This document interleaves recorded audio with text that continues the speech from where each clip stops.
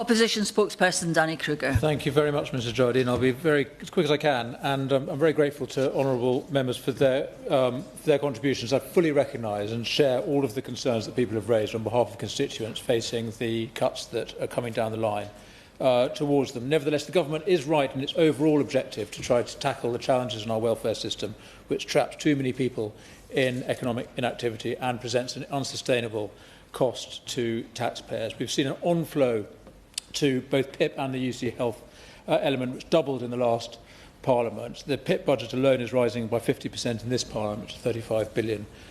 These figures are not affordable over the long term.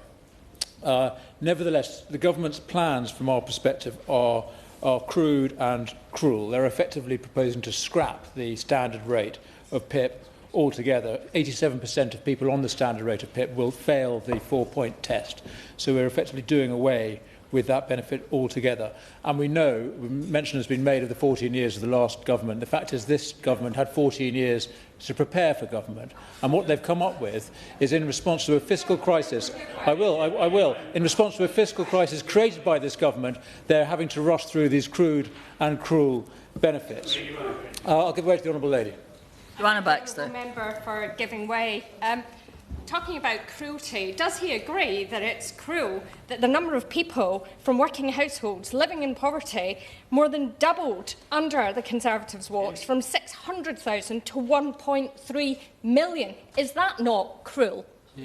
Kruger. I'm grateful to the Honourable Lady.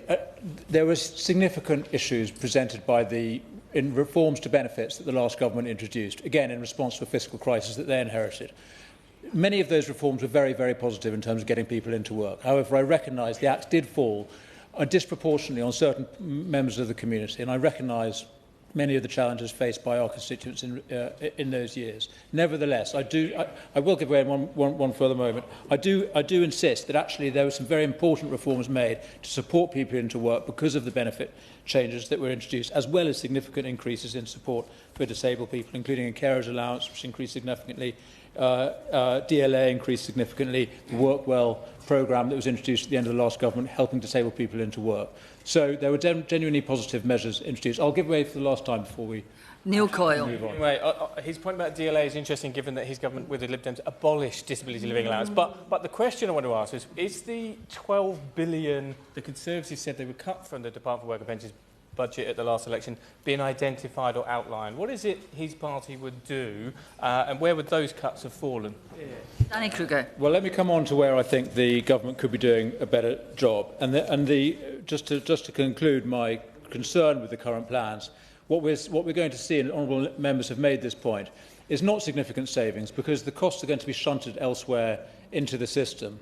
And I think we need to be very concerned about what will happen to local authority budgets, to the NHS. And the cause of this is because of their failure to introduce the substantial reforms that are needed to the way our benefit system and, in fact, our wider economy works. So the solutions need to be a much better assessment system. And I'm glad that the government is introducing or proposing to review the assessment process for PIP and UC. I think they should be doing that before they introduce these significant cuts for benefits. We need assessments that recognise the fluctuating nature of many of the conditions that people experience, particularly around mental health, but also the conditions, increasing numbers of young people facing who come forward with claims, and the assessments don't take account of their conditions. We need a more human system, and that is why I think it is important that we introduce more face-to-face assessments. But most importantly, we need more support for people who are far from the labour market. And I echo the point made by the member for Kruger North just now. We need a process that is led by civil society. And indeed, that was a key part of the reforms introduced in the last government. I don't think went nearly far enough.